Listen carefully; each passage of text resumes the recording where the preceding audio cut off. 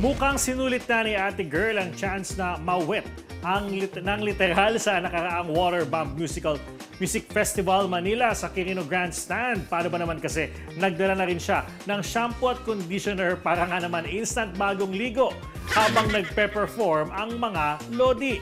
Kulang na lang ay magdala na rin siya ng sabon at panghilod para matanggal din ang mga kasumpa-sumpang asim sa kanyang katawan. Biro naman ng isang netizen, bukod sa K-pop star na si Wasa, tila target din talaga ni ating na maligo ng nawasa.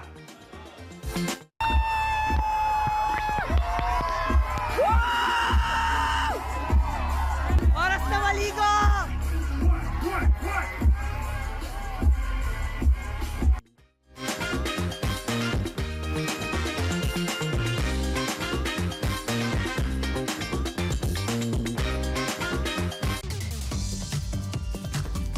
Ayan mga partner, nakasubok na ba kayo pumunta sa mga ganitong event, mga Korean K-pop? Ayan. Naku, hoping sana ako na makapunta sa mga susunod. Next water bomb. Kasi Ayan, ito ang oh. first Ang alam Dito ko, sa ito ang first water Philippines, kaya bomb. nakakatuwa. Na madami, may mga ano din tayo, Filipino group performers na napasama dyan. Ayun, oo. Dapat pala naka-what pangligo ka na pala dyan. Oo. Ang tanong, may dala ba siyang bathrobe?